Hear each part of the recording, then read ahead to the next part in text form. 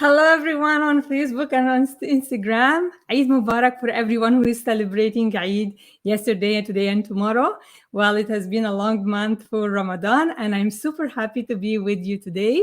If you are watching me now, type for me in the chat, where are you watching me from? Yep. Hi, Casey. Well, Casey is watching from Canada. And I see here in the chat like Dubai, Cairo. Fantastic. UK. Yay. Hi, everyone. So today we're going to talk about an interesting topic. It's actually a Q&A because I have been receiving questions from you, which I really love. And I love to address them in live videos like the one we are in right now. And the question I had was about, again, some relationships, and people were saying like, I have manipulative people. How can I deal with that? How can I deal with toxic people? And my answer for you is very simple, because if you don't change the way you are thinking, nothing will gonna change. And this is quoted by Einstein, like insanity is keeping on thinking the same thoughts and expecting different results to happen. And I love that. And since I understood this on a deep level, I was able to implement in my life and to change really results tangibly and see tangible changes in my life. So I'm sharing with you something very interesting today. I would like to share with you my slides on Facebook. You can see that for sure.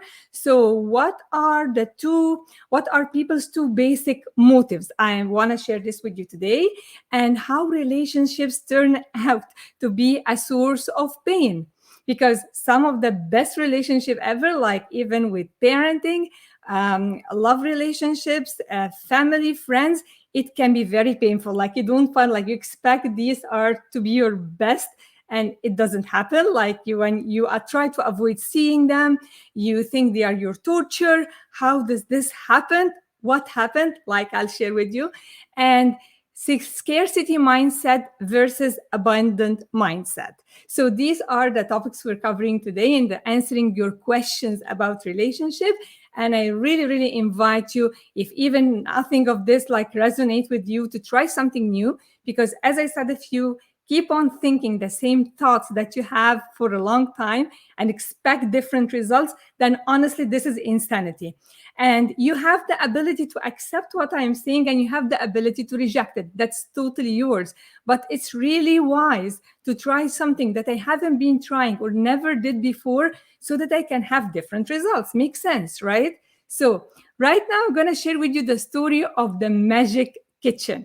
And the magic kitchen story, I learned about it like a few years ago, but every year I read the same story, I understand it on a deeper level. So I want you all, just like I'm going to share here a video with you, so you get what I'm saying. Okay, and we're going to do play. So imagine right now that you have a kitchen that you can order anything. There's just anything.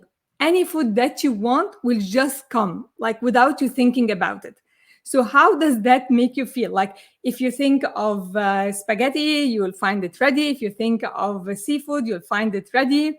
If you think of dessert, whatever dessert you like, you'll find it ready. And you don't even have to do the effort. You have abundance of food and lots. Like you don't think about like when I'm gonna cook, what I'm gonna do. Just like, oh, I think of paneer, like I find fried chicken. I think of sushi, I'll find sushi. Whatever you love, you just find. So you have abundance of food, and you share this food with others, and you don't expect anything from them.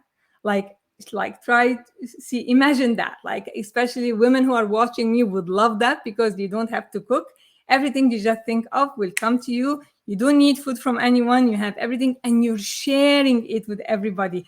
You're not worried that it's gonna finish. You have lots of it. Okay.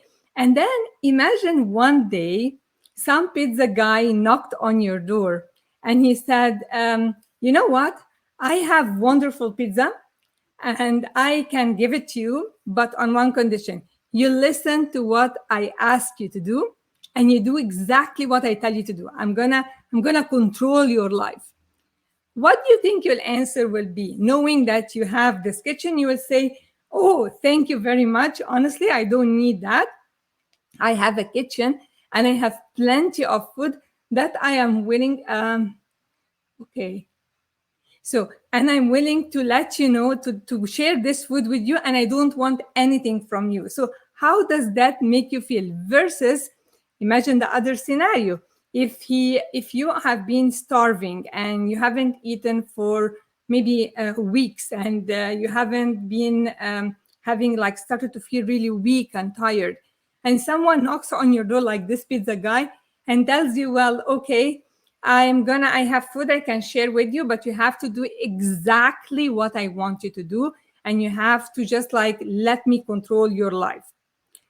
At this time, coming from this is what I'm talking about, scarcity mindset and abundance mindset. If you in the first scenario, it's an abundance mindset. You have the kitchen that cooks everything that you need. You don't need anything from anyone. And you actually share without expecting them to give you anything. So you are, does it make sense? In the second scenario, because you have been starving, so anybody like this guy who offered you food, you are willing to leave your soul at the door and to do whatever he wants you to do so that you get the food. And once you eat it, you start to feel like needy for this pizza guy who's gonna supply you with the pizza that you want or with the food that you really want, and you will do as they ask you to do. Okay, a little bit later, you started to think, okay, so you started to feel worry and doubt that maybe this guy will not give me food anymore. Maybe tomorrow he'll share the food with someone else. What I'm gonna do if he vanishes from my life? And you start to live in a loop of doubt, fear, and anxiety. So this is the second scenario. And this is, I want you now to connect this to love. Because this is exactly the base root for all relationships. So people, what they miss, they don't know that they have abundance of love inside their hearts, that they can give themselves and give to others. And if you don't have it, you cannot share it. You cannot share what you don't already have in the first place. Right? Makes sense? Type for me and let me know if you have any questions while I'm talking to you on the way, so that we can have the best of this Q&A, all right? So imagine that, scarcity versus abundance, because this is what really happens and how people get manipulated. If you were asking me for the question I got about manipulation, this is what happens. And actually, the more you become needy for what they want of you, then you become more controlling. You want to control them. You're scared that they are going to leave you. And before people start a relationship, they have an idea of an ideal person they want to be with. Maybe even with their kids, they have the picture of an ideal kid, how he should or shouldn't be like.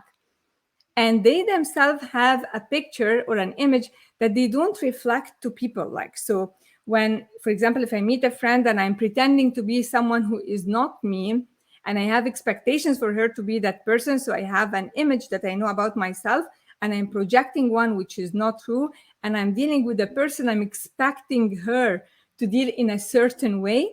And look how many, and like the vice versa for the other person. So we're like as if each one of us is dealing with 6 personalities. And this is really huge. This is huge. This is like very confusing and not comfortable. So let me share this with you here. Stop this and be with you. Yes, so I can see your questions. So your heart, I'm going to read with you here a paragraph. Like, your heart is like a magical kitchen. And if you open your heart, okay, you already have all the love that you need. Because when you block, when you don't feel, you feel like I need someone to love me. Actually, you're not looking for someone to love. You're looking for someone who needs you. And that's not healthy in relationships. You will never have a healthy relationship if you need each other. It's not like I accept them for what they are. I have lots of love inside me and I can give it and share it. I don't want them to, they cannot manipulate me because I don't need what they have. I already have it and I willingly share it with love. All right. So bear with me. So if you open your heart, you already have all the love that you need. And there is no need to go around the world begging for love. Okay? And so, please, someone love me. I'm so lonely. I'm not good enough for love. That's what the self judgment which you have created about yourself. And maybe from past experiences, you were hurt. So you decided, like, it's painful to have relationships. I am going to close my heart so I do not get hurt anymore. So you tiptoe in life, like not feeling love, not opening your heart. Okay. And you are the one who actually suffer because you feel needing others to give you what you already lack. But example, like remember the example of the kitchen here. I'm going to share it again with you. So knowing that you have a kitchen, like a heart, which has everything that you need, and you can get anything anytime, and you have all the food to share, and you don't need someone to come and give you anything so they manipulate you. You don't need it. You share it with love. You have abundance. So you're coming from abundance. You don't need someone. Well, let us continue together. So can you see here the drama that human beings create? Like it's actually drama, it's self-created. Okay? When they believe they don't have this love, they are starving for love. Okay? So what happens next? You become needy. So you always need someone to give you something that you don't have, that you believe so, okay, quote unquote, and other people to control your life, okay? And they let other tell them what to do, okay? And then if I love you, you start putting ifs, conditions for loving other people, including even your kids. You start to put these conditions, and then the relationship is not healthy anymore. There is nothing being given, like you don't want anything in return, but like you're expecting, do this, or if you do this, then I will love you. And this is when we learned the conditioned love and the conditional love, and we started like shutting ourselves and not accepting ourselves to be loved naturally. We are worthy of love. Each one of you with me on the call here is lovable and is worthy of love. Okay? So, of course, we have so many self-judgment, as I said, that blocks us from feeling this love. And what book this is? This is called The Mastery of Love. And my favorite chapter is the one on the kitchen of love. I really love it. Okay. So there is always a war of control in human relationship because we were domesticated. It means we were raised up this way to compete for the control of attention. So that's really huge. And a big one, you are not searching for love, you are searching for someone who needs you. And we see this with like people when they get older and they have grandchildren. Their lives count on spending time with them and feeling them that they need them. Or you find old people like sometimes when they get older and their kids are not in the house with them anymore, they start to have pets. They want someone who needs them. They want that.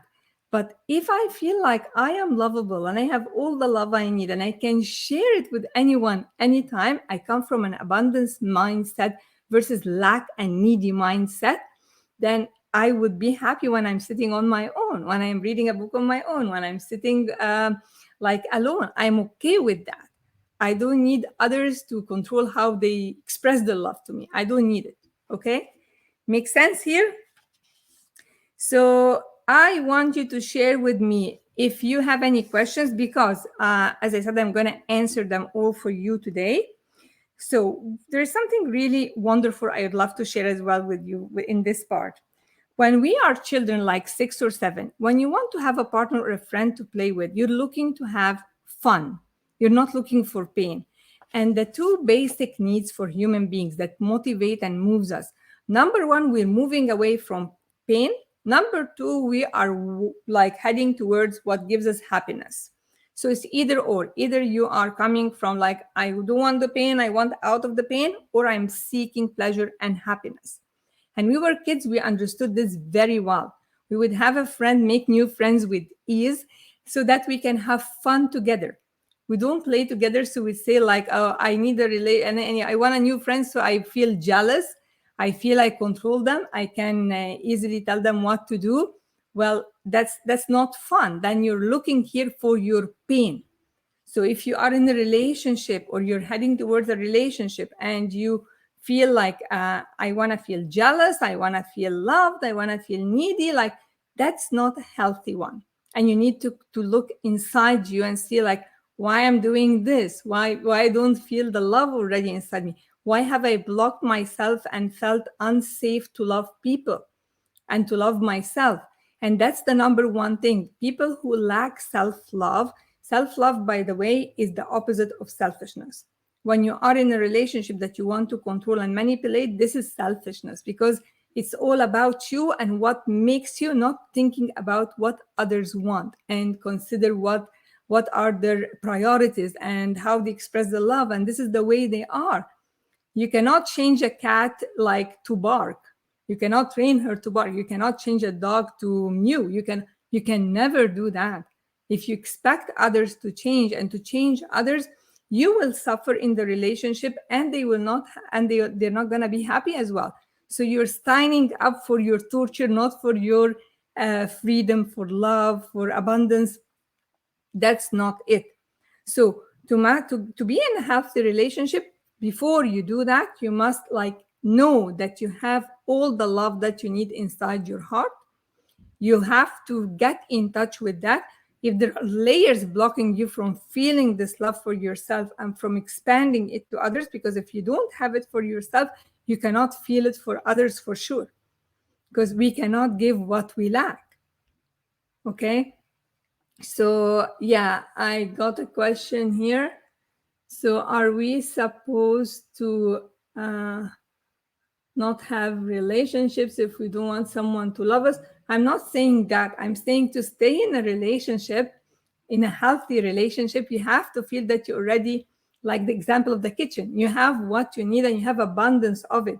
So you're not getting inside the relationship out of neediness, out of control, out of feeling jealousy, out of want them manipulating them. That's not healthy relationship. Okay. So if you are feeling like more confident and loving and be able to do that, is this easy to apply? For sure, no, because it takes a lot of work to do that.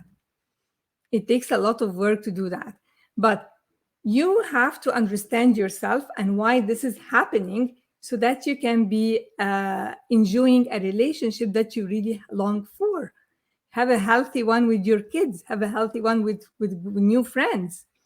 Well, if you quit the current situation, you look for others, well, that's your choice. But like, if you have, again, the neediness, I want them to make me feel loved, I want them to make me feel important, it's gonna follow you everywhere. So that was my answer regarding relationships, how to master it, by mastering your self-love, number one. Be kind to yourself, learn to talk to yourself like a winner. Stop beating yourself up. Remember the connotation of the kitchen, the magic kitchen that we all have in our hearts. Okay, thank you for watching. Oh, I see, like, okay. Somebody told me I disappeared on Facebook. How does this happen? I don't know. I don't know if you're seeing me. I will just like stop now.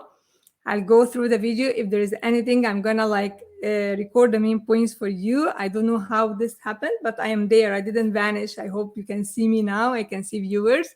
So yeah, okay. You're back now. I didn't know that I vanished. Like nothing happened there. I don't know what happened actually. That's really weird, but thank you for letting me know. I love it. So I am back. I'm just saying like, I'll wrap it up here and ask you to send me your feedback, what you think of that. If you have further questions, I am more than willingly and lovingly want to share with you what you need to listen to, what you need to know about yourself, because by understanding ourselves, we can be the better version of us and we can enjoy the abundance which is available for us 24/7. Love you all. Eid Mubarak, and have a wonderful rest of the day.